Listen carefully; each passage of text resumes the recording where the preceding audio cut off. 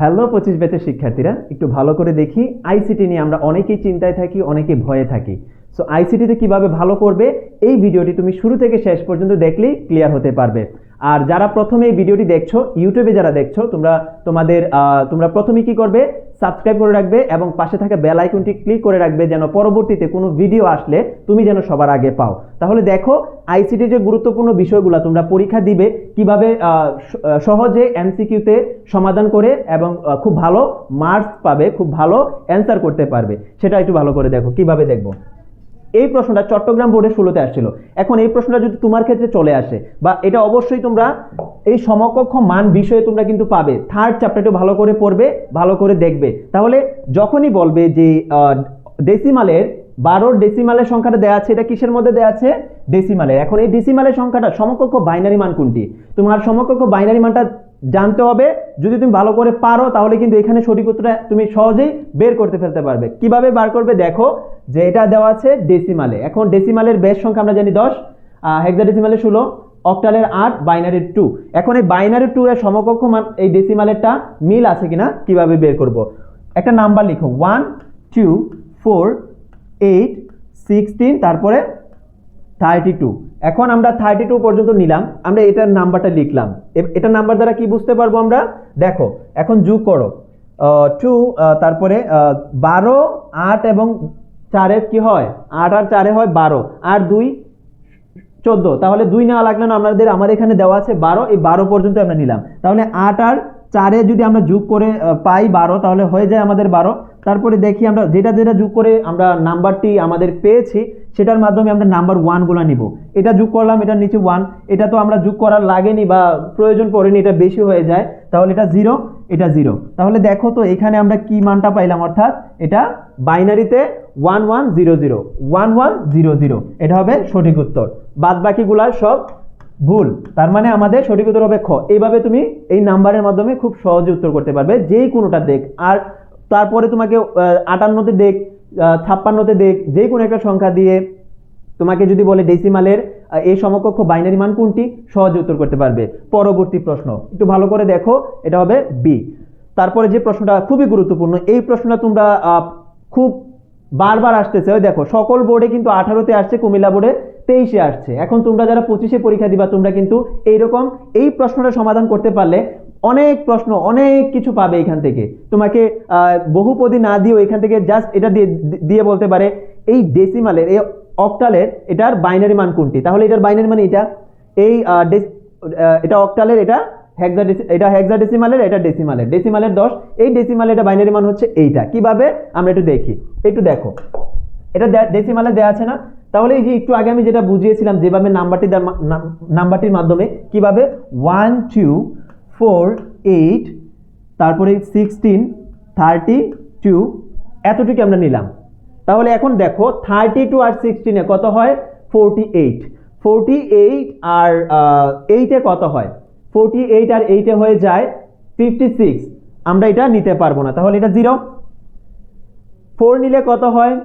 48 আর 4 নিলে হয় 52। তাহলে এটা 52 এখানে নেই, এটার কম হয়ে যায়। আমরা নিলাম কত? 52, এটা নিলাম, এটা নেওয়া যাবে।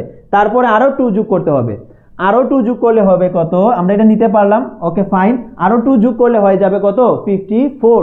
তাহলে এইটা পর্যন্ত আমরা নিতে পারছি 54। যেগুলো আমরা নিয়েছি এগুলা যোগ করলে আমরা 54 হয়ে যায়, এখানে দেখতে পাচ্ছি, ঠিক আছে। তাহলে আমরা এগুলাতে নাম্বার যেগুলাতে আমরা যোগ করতে পেরেছি, যোগ করে 54 পেয়েছি, সেই নাম্বারটাই আমরা নিলাম। এটা 0, এটা নিতে হয়নি। তাহলে দেখো এখানে কি মান পাইছি আমরা, দেখো এটার সাথে মিলে কিনা। 1 1 তারপরে 0 1 1 0। তাহলে এই যে বাইনারি মান, এটা কিসের নাম্বারে যোগ করতে পেরেছি আমরা? এটার হবে মানে ডেসিমালের বাইনারি মান হবে, সমকক্ষ মান হবে এইটা। এখন এটা 16 অক্টালে আমরা কিভাবে বের করব? দেখো 3টি করে প্যাকেট করো, এই 3টিতে আমরা কি পাইলাম? 6, অর্থাৎ 3টে করে প্যাকেট করলে, অর্থাৎ কিসে? অক্টালে প্যাকেট করি আমরা, অক্টালের মান 3টে করে ঘর নিয়ে, তারপর এই 3টি এসে কি হবে? 6, কি হবে ভাইয়া? 6। তাহলে 66 কিসের মধ্যে? এটা কিসের মধ্যে আছে? এটা রাইট, মানে অক্টালের মধ্যে আছে। তাহলে তারপরে কি আসে? কিসের মধ্যে আছে? হেক্সাডেসিমেলে। এখন হেক্সাডেসিমেলে কিভাবে বের করব আমরা আমাদের পেইড ব্যাচের মধ্যে টোটালি সুন্দর করে গুছিয়ে দেখানোর চেষ্টা করব। সবকিছু এখানে তোমাদেরকে দিলে হবে না। সো আমি তোমাদেরকে বলবো, এই যে দেখো আমাদের আইসিটি একটা সম্পূর্ণ সাজেশন বা আইসিটি নিয়ে যত কিছু তোমাদের আছে জানার প্রয়োজন আছে সবকিছু আমাদের ব্যাচে তোমরা পেয়ে যাবে। সেই ব্যাচটা কি? Varsity plus GST pre admission batch. এই প্রি অ্যাডমিশন ব্যাচটি মানে হচ্ছে 1.0, অর্থাৎ এই ব্যাচের মধ্যে তুমি যদি এইচএসসির পূর্বে যুক্ত হতে পারো তাহলে একের ভিতর 2 পাবে। কিভাবে? তুমি এইচএসসির ফুল একটা গাইডলাইন পেয়ে যাচ্ছ, এইচএসসির যত কিছু সাজেশন থেকে শুরু করে গাইডলাইন সব কিছু পাবে। তাছাড়া তারপরে তোমাদের এইচএসসির পরে অ্যাডমিশনের যে একটা যাত্রা রয়েছে, মানে এইচএসসি প্লাস অ্যাডমিশন টোটাল 7 থেকে 8 মাসের একটা জার্নি তোমরা করতে পারবে আমাদের এই একটি ব্যাচের মাধ্যমে। তাহলে দেখো এখানে কি পাচ্ছ, এখানে তোমরা পেয়ে যাচ্ছ এইচএসসির পরীক্ষার আগে ভর্তি হলে যে যা যা সুবিধা তোমাদের থাকছে তা দেখো। এইচএসসি কোর্স সাথে যুক্ত থাকবে, মানে কোর্সটা তোমাদের এইচএসসির সাথে যুক্ত থাকবে। তারপরে বাংলা, আইসিটি, ইংরেজি, এই যে 3টি সাবজেক্ট তোমাদের এইচএসসি রিলেটেড 3টি সাবজেক্ট তোমরা কভার করতে পারবে এই কোর্সের মাধ্যমে। প্রাইভেট গ্রুপে লাইভ ক্লাসে, মানে অর্থাৎ লাইভ ক্লাসটা আমরা প্রাইভেট গ্রুপে নেওয়া হবে। তারপরে তোমরা এই যে 5000, এই কোর্সটা কিন্তু আমরা অ্যাডমিশনে তোমাদের এইচএসসির পরে যারা যুক্ত হবে তারা কিন্তু 5000 টাকায় কিন্তু যুক্ত হতে হবে।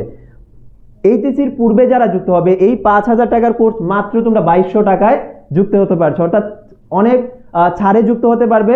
পাশাপাশি তোমরা এইচএসসির একটা সম্পূর্ণ গাইডলাইন পেয়ে যাবে। তারপরে দেখো এইচএসসির পর অ্যাডমিশনের ক্লাস শুরু হবে, অর্থাৎ আমাদের এইচএসসির পরে অ্যাডমিশন ক্লাস শুরু হবে কত তারিখ থেকে? 1 মে থেকে। 1 মে থেকে তোমরা ক্লাস পাবে। ক্লাসের পিডিএফ ফাইলগুলো অ্যাডমিশন পর্যন্ত পড়ার সুযোগ, 8 মাসের একটা টোটাল গাইডলাইন তোমরা পেয়ে যাবে, একটা জার্নি তোমরা আমাদের সাথে করতে পারবে। সো তোমাদেরকে আমি বলবো দ্রুত করে আমাদের এই কোর্সে ভর্তি হও এবং এইচএসসির ভালো একটা রেজাল্ট করো, তারপরে তোমাদের অ্যাডমিশনের একটা কি পূর্ণাঙ্গ প্রিপারেশন নিতে পারবে। তো সবাই এই কোর্সে যুক্ত হও এবং আশা করি সবার ভালো হবে ইনশাআল্লাহ। পরবর্তী যে প্রশ্নটা দেখছি আমরা, দিনাজপুর বোর্ডের 23-এর এই প্রশ্নটা কিভাবে উত্তর করব, মানে যুগ বিয়োগ। কিসের যুগ বিয়োগ? বাইনারি যুগ বিয়োগ। 3rd চ্যাপ্টার একদম ছোটস্থ মুখস্থ করিয়ে দিব। আমি কি বলছি, 3য় চ্যাপ্টার যেটা অনেকে ভয়ে থাকে এই চ্যাপ্টারটা আমরা শেষ করতে পারবো কিনা, আমি খুব সুন্দর করে ধরে ধরে বুঝিয়ে তোমাদেরকে ক্লিয়ার করে দিব। সো এই যুগ এবং বিয়োগ আমরা আমাদের ক্লাসের মধ্যে তোমাদেরকে বুঝিয়ে দিব। তাছাড়া আমি তোমাদেরকে জাস্ট একটা দেখাই যে যোগ করব কিভাবে। দেখো এটা যখন আমরা যোগ করব তখন এটা আমরা ফুল স্টপ যেটা দেওয়া আছে, বিন্দু যেটা দেওয়া আছে সেখান থেকে আমরা সেই মানটি লিখব।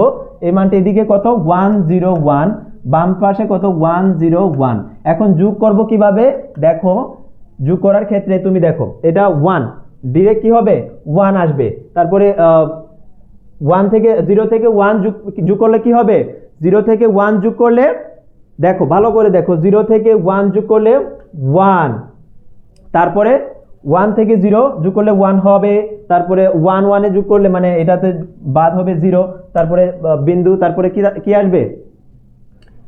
তারপরে কি আসবে দেখো 0 থেকে 1, এখানে 1 হাতের উপর 1 রইলো, তারপর 1 এ 0, তারপরে এখানে আবার হাতের 1 এটা 0, তারপরে এখানে আবার 1 আসলো, 1 এ 0, তারপরে কি হবে? এটা জাস্ট 1 আছে, 1 এর 0। এটা এই যে যোগ বিয়োগ, তার মানে দেখো তো 0 0 0 0, তারপরে 0 1 1 1, 3টা 1, তার মানে যে বাইনারি সংখ্যাটা কোনটার মধ্যে আছে? 1 0।